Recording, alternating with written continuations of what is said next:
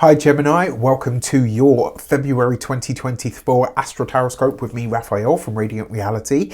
It's an absolute pleasure to have you. Thank you so much for being here. Thank you so much for joining me. Quick note, these readings are for your sun, moon and ascendant signs. So whether you're a sun, moon or rising sign Gemini, this is for you. But remember, if you're only going to watch one of these, make sure it's for your ascendant or your rising sign. It's going to be the most accurate for you on the day-to-day level.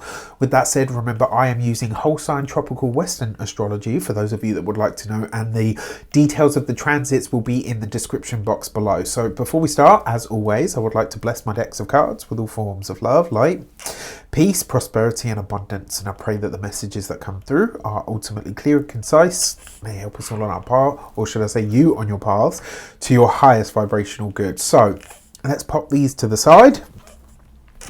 So this month, it really is all about Pluto. The power player, right, is Pluto this month. Now, Pluto represents power, secrets, control dynamics. It also represents things that are hidden, things that are underneath, things that are sort of behind the scenes, as it were. The other thing with Pluto, one of the things that I love about this energy is, yes, it has a very transformative energy, but Pluto very often shows us what the true or the purest potential of something is. So it goes right to the heart of whatever it touches, and it brings out or extracts the pure or the true potential of what is in that space.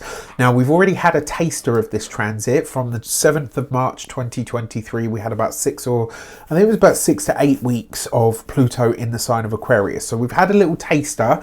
Now we're getting a much longer taster. This is like a full-on starter, right? Or maybe even like a sherry starter. And this is gonna, so Pluto will come back into the sign of Capricorn in September, from September the 8th through to November 20th, and then it will come back into Aquarius and it will be there for the next 20 years. Now, for you, this is happening in the 9th house.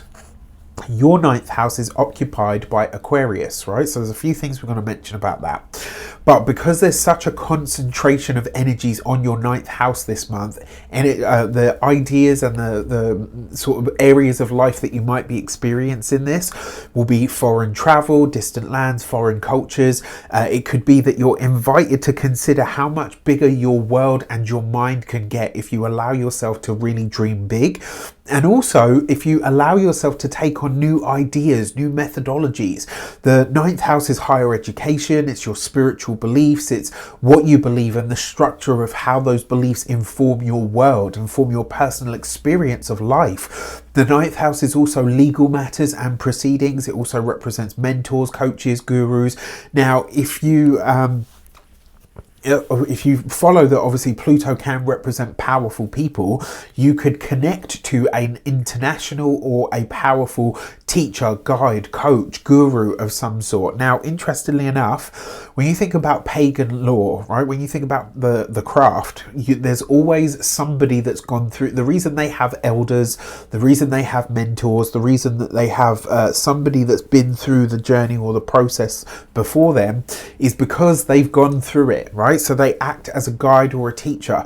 This could be somebody who really sees a lot of potential in you, but really pushes you to get the best and the most out of you. Now, the reason this is also important, and Pluto is getting so much noise, as is your 9th house, is because while we had this transit in 2023, none of the personal planets came into a conjunction with Pluto.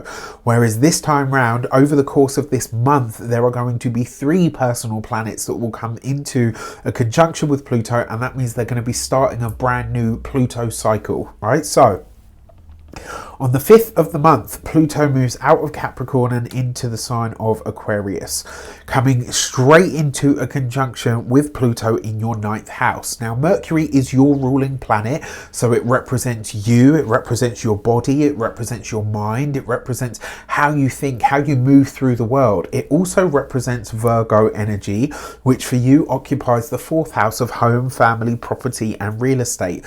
So because all of this is happening in the 9th house, matters of mind and psyche, your beliefs, your belief structures, maybe even legal matters and contracts could be on the table at this time. Now, this could also be that you're focused on your home, your family, or even your parents of origin. Also, potentially for some of you, your grandparents, because the 9th house is grandparents. It could also be that you start to see yourself through the eyes of other people, and also through how people see you when it comes to your beliefs, like what you believe, how that speaks for you or presents you to the world in some way. And obviously, as I said, Pluto is power, secrets, control. It's also magnetism and intensity, which means, especially because Pluto for you rules your 6th house, which is occupied by Scorpio. This could be your work, your day-to-day grind, your routines, your habits could come up for a review, where you start to understand where they are either really supporting you or they're actually holding you back in some way. It could be that you maybe, like, by kind of mentioning or communicating, that you kind of realize that someone or some area of your work life could be that much more demanding of you. It could be as well that matters around home and family and property and real estate could come up and could be quite intense at this time. Now, remember, this is just a short transit, so it's wise to consider whatever it is that you are saying, because Pluto is going to bring something out of you. Mercury is communication, Pluto is secrets, but going to the depths and pulling something to the surface.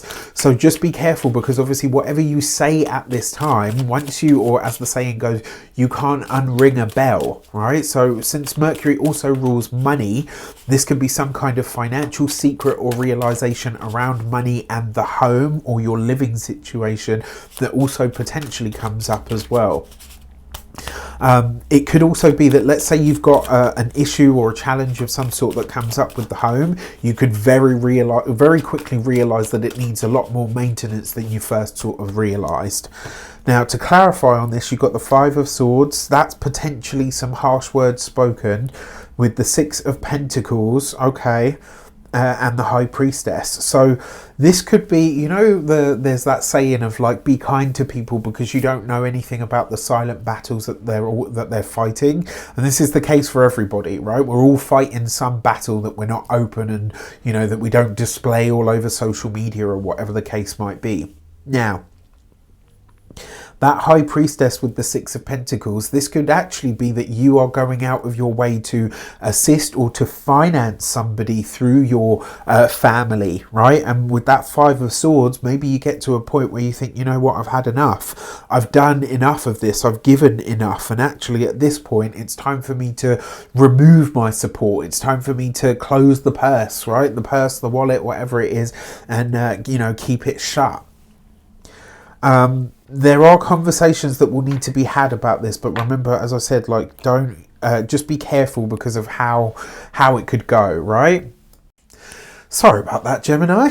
All right, so the next transit that I would like to look at for you is on the 13th of February, Mars.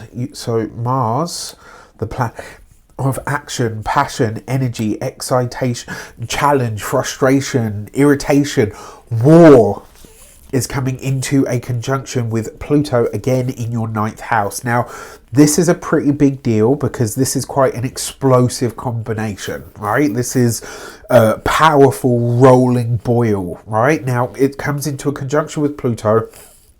It's the first sort of big transit of for Mars over the course of this year, but by no means at all is it the last one, right? So Mars for you rules your 11th house, which is occupied by Aries, and your 6th house, which is occupied by Scorpio. Now, I am sorry to say this could be a friendship or a group association of some sort that gets way more intense or more challenging than you would like or than you would desire. It's also potentially as well where you're looking at maybe one of your personal goals, dreams and visions for the future, and you're realizing very quickly you're going to have to make a big sacrifice in order for this to happen. It could be where an argument takes place. It's also possible that that this might be through or in a learning environment, and it might be a very strong difference of opinion of some sort that really can't be ignored. And I wonder if this is because something about this feels, at least, should I I say, to you fundamentally wrong, where you have always kind of had to have the last word, my dear Geminis, it might be an issue sort of later down the line. So again, be really careful about what you're saying at this time. If you, as it's Pluto and Mars as well, there's potentially quite a, as I say, it's quite an explosive mix, this. Be careful with social media, work connections, because they could get very loud. It could be, and it could get out of hand really quickly. This could also be where you discover something about a friend, a friendship tie, a group association, and you realize really quickly, like, whoa, okay, this is something that I didn't know. Remember, Pluto's bringing things up from the depths. Also worth considering that the 6th house is about sacrifice. So, you know, for you, this is now in the 11th house. In order to go for the great later on, the 6th house and the 11th house being the future, and the 6th house, which is ruled by Mars, rules your 9th house of authority figures and being highlighted to you. It's like, it's not nice or easy, but where you might need to get a handle on the chaos in your life is probably being highlighted to you here. So watch out for that. Now, for this, you've got the King of Pentacles, an Earth sign male, Taurus, Capricorn, Virgo. The Queen of Wands, fire sign woman, Aries, Leo, Sagittarius, wow. And the King of Cups, a water sign male, Pisces, Cancer, Scorpio. What this tells me is that the astrology is bang on point, right? There's no getting around this. Whoever your friends are, whoever your friendship circle is, there are likely to be challenges here. There are likely to be, you know, potentially some kind of, I don't want to say cataclysm, because that's, you know, such a catastrophizing word, but it does suggest that maybe one of the ways that this could happen is that your friends amongst themselves fall out and they almost expect you to get involved and start playing mediator and all the rest of it. And I got to be honest with you, I would stay out of it, because the chances are you'll end up saying or doing something that will upset somebody, and then it's going to start a whole new chain of events. Now, as you can see, you've got two kings. Two kings represents minor council, right? So I will say, if you have a situation going on with or within a friendship, it might be wise for you to step back until it's not as acute, when the energy settles down a bit more sort of later in the month, and then that way you can kind of go in. Whereas at this time, around the 13th, let's say the 3 days before the day of and the 3 days after, it could still be quite raw and quite intense. So watch out for this. All right, now, especially with work colleagues, people that you work with or alongside, all of that stuff. On the 22nd of February, Mars is going to come into a conjunction with Venus, right? So Mars and Venus. Now, even though this is like a 7-degree orb, because Pluto is such a power player, you could still effectively call this a conjunction with Pluto, right? So Venus comes into a connection with her celestial lover Mars. She's in that space now, right, doing wonderful things. Venus, and interestingly enough, this is like a fusion of your 5th house and your 12th house, your 6th house and your 11th house, right? So the houses, and all of this is happening in your 9th house, which is ruled by Aquarius. This is a lot of energy that requires you to really look at how and what you believe, is shaping your world and also your results. If you have grandparents, they could be a source of both joy and frustration at this time, causing a serious juxtaposition of feelings. It's like, you know, on one hand, things make you feel really good, and on the other, they feel sort of quite frustrating. Now, there's something about traditions and the need to rewrite those traditions. This is a combination of powerful and sexual even energy in your 9th house, right? So sexual energy, even tantric energy, if you're into that kind of thing. Your tantric energy right now could be really high. And you could find potentially some kind of healing or transcendence through sexual practices or connections. It could be that you fall for a teacher or a co-worker in some regard, just as easily that you realize that there's someone who sort of really turns you on, is bad for you in some way because of the dynamic. So, you know, again, this could be that there is a power play there somewhere. For this, you've got the Temperance card with the Tower card and the Four of Wands. So this is one of those moments where kind of laying things all out on the table could actually be the thing that is very much needed. Remember, Venus is relationships and partnerships and harmony. For you, she rules your 12th house, but she also rules your 5th house. So this is pleasure and romance and all of that stuff. But with Temperance and the Tower card, this is a revelation of some sort around those things that, you know, that could eventually lead to some kind of healing or some kind of happiness, right? It's a very interesting and weird kind of mix of energies. But do watch out for this. Like, if you fall for a teacher or a peer or a coach or a guru, is this person in their integrity? Do they treat you well? Do they use their power or their influence over you in some way? Lots of questions to be asked here, right? And be really honest so that you yourself are protected and you're also protecting yourself. All right, and then the fourth and final transit that I want to look at for you is, we're going to leave that there actually. Mercury will come into there. The Sun is going to join Mercury and Saturn, which has been in the sign of Pisces for a while now, right? We're really starting to get into the thick of it. That's a triple conjunction, and this happens like at around 10 degrees. And this is, you know, in your 10th house, your career, the most public part of who you are is really being lit up at this time. So the Sun for you rules your communications, what you're saying, how you say it. Mercury is you, and Saturn is your 8th house ruler as well as your 9th house ruler. All this coming together in the career sector means there's some kind of big development within your career at this time, potentially an opportunity that starts to crystallize in some way.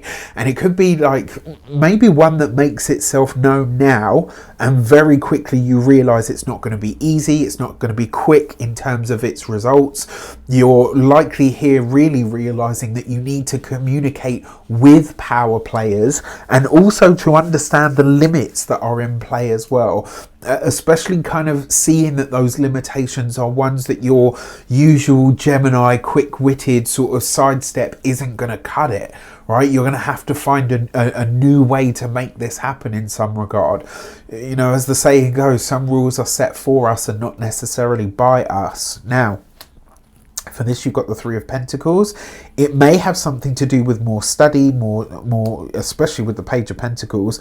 There's more information that is needed. There's more study that's needed. It's almost like there's potentially a gap in your knowledge and you need to outsource, right? And you've got this with the Knight of Wands. Don't be afraid to outsource, but also don't be afraid to go high and low to find the answers that you're seeking or that you're looking for. Just know that there is no quick fix here. Whenever you've got Saturn involved in any of this, it's very rarely a quick thing. All right, so just keep that in mind. But yeah, this is all in your 10th house of Pisces, which is occupied by Pisces, which is all to do with your career, your social status, public standing. The most public part of you, right, is being highlighted. Now, on the 9th of February, we will have the Aquarius new moon. Where are you, Luna? There she is. Yeah, on the 9th of February, Aquarius new moon. And interestingly enough, this, although it's at 20 degrees, this is in your 9th house. So again, highlighting that 9th house space for you, which is really interesting. So double 9 energy going on. And for this, you have the gate 55 and abundance, right? The ninth house is known as one of the luckiest houses in the chart. So this could bring you abundance, but it could just as easily bring the opportunity that you need to work in order to tap into that, you know, that abundance. And because all of the, or should I say, at least Mercury, your ruling planet, so you're starting a new cycle with Pluto. Mars is starting a new cycle with Pluto. Venus is starting a new cycle with Pluto. Because all of these personal planets are really coming into those conjunctions with Pluto, it means that the hidden potential in them is being released, which means nothing's going to be the same again. It can't. Now, on the 24th of the month, we will have the Sun moves into Pisces, the Moon moves into Virgo, and you will have the Virgo full moon, right? And this for you falls in your 4th house of home, family, property, real estate, all of that stuff. Something is coming to its completion point here. You've got the gate 56. Wow, look, right? 55, 56. You got the gate 56 and storyteller, and this basically says that the stories and the information, the knowledge, the wisdom, the belief system that your family of origin, your parents have given you over the years, you are reviewing that now. You're starting to really look at it so that you can understand whether this either is or isn't something that you want or don't want to be a part of your life anymore, and how it might be getting in the way in some regard. It could also be where some kind of challenge or issue shows up or is revealed here around the home. But if that is the case, I feel like it will be something to do with like the physical aspect of the home. With that said, I wish you an abundance of all of that good stuff. If you would like to get your personal Astro Tarot scope with me, you can book that on the link in the description box below. And remember, if you are watching this at the time that it comes out, my tarot course is up and out there for your purchasing pleasure. There are only 20 spaces. I like to keep it small and short so that I can really give you the best of myself and also the best of the course. So with that said, I wish you an abundance of all of that good stuff. Have a fantastic month. Let me know in the comments how it shapes up. Take care, and I'll see you soon.